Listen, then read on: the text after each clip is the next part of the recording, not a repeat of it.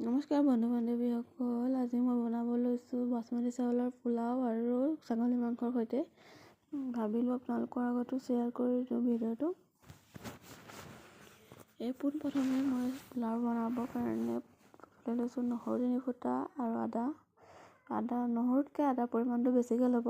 পোলাওত আদা পৰিমাণটো বেছি লাগে অলপ। এইফালে চাউল 2 পখালি ল'লোঁ, ওপৰত মই দি লৈছোঁ নিমখ সোৱাদ অনুযায়ী। এইফালে ড্ৰাই ফ্ৰুট লৈছোঁ, কাজু আৰু খিচমিচ, এইফালে 2টা কটা পিঁয়াজ আৰু খুন্দি লোৱা আদা নহৰুখিনি পেষ্ট, এইফালে তেজপাত আৰু লং ইলাচি আৰু ডালচেনি দিয়া হৈছে। এইফালে বইল কৰি ল'লোঁ মই ছাগলী মাংসখিনি আধা কেজি। আপোনালোকে বইল কৰি নল'লেও কুৰমা কৰি ল'ব পাৰিব। মোৰ বনাবলৈ মানে দেৰি হৈছে যে ইফতাৰীৰ কাৰণে বনাইছোঁ, সেইকাৰণে পোনপ্ৰথমে মই বইল কৰি ল'লোঁ। এইফালে ড্ৰাই ফ্ৰুটখিনি মই অলপ ৰিফাইনত ভাজি ল'ম, ভাজি পেলাই কাঢ়ি ল'ম। কাঢ়ি লোৱা ৰিফাইন তেলখিনিত আৰু অলপ ৰিফাইন তেল দি পেলাই কালাৰ হ'বৰ কাৰণে মই চেনি দি লৈছোঁ। কালাৰটো ধুনীয়া আহে পোলাও। যেতিয়া চেনিখিনি ওপৰলৈ উঠি আহিব, যিখিনি আদা নহৰু পেষ্ট পিচি থোৱা আছিলে তাৰ ৰসটো চেপি পেলাই উলিয়াই ল'ব। উলিয়াই পেলাই ওপৰত ঢালি দিব। এনেকৈ খালি গেছটো কম ফ্লেমত ৰাখিব যাতে জ্বলি নাযায় বস্তুখিনি। এইফালে মই দিছোঁ তেজপাত, লং ইলাচি আৰু ডালচেনি, আৰু এইফালে কাটি থোৱা আধাখিনি মই পিঁয়াজ দিম। এইফালে ভালদৰে লৰাই অলপ কালাৰ অহাৰ পাছত এইখিনি বইল কৰি থোৱা মাংসখিনি মই ইয়াত ঢালি দিম আৰু ওপৰত দিম ড্ৰাই ফ্ৰুটখিনি। অলপ সময় ভাজিম মই এইখিনি কম ফ্লেমত 10 মিনিটমান, ধুনীয়া কালাৰ এটা অহালৈকে।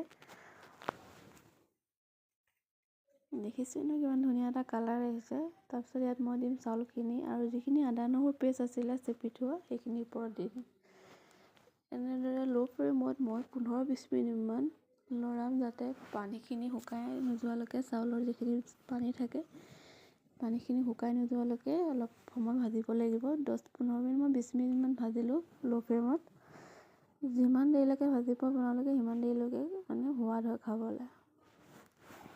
এইফালে মই ভজা হৈ গ'ল। এইফালে পৰা গৰম পানী দিম।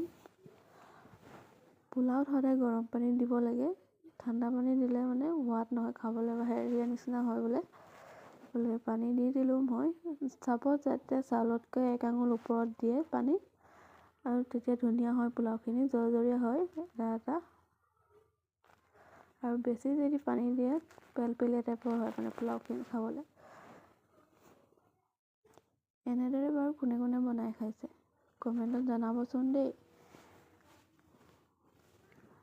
আৰু এটা চিটি অহাৰ পাছত মই অফ কৰি দিম আৰু গেছটো বঢ়াই দিব পানী দিয়াৰ পাছত, আৰু এটা চিটি অহাৰ পাছত অফ কৰি দিব।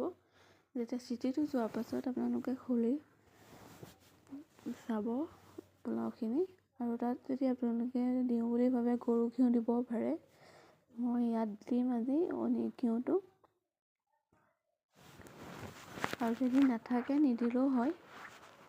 যদি গৰু ঘিউ থাকে দিয়ে মানে সোৱাদ হয় খাবলৈ অলপ। এইফালে পোলাও ৰেডি হৈ গ'ল। এইফালে মই ঘিউটো দিছোঁ। আৰু যদি ভিডিঅ'টো চাই ভাল লাগে লাইক, শ্বেয়াৰ আৰু কমেণ্ট কৰিবলৈ নাপাহৰিব। আজি পিছে ভিডিঅ'টো ইমানেই আছিলে। আকৌ এটা ভিডিঅ'ৰ সৈতে লগ পোৱাৰ আশাৰে আপোনালোকক আজিলৈ ইমানেই আছিলে। Bye bye.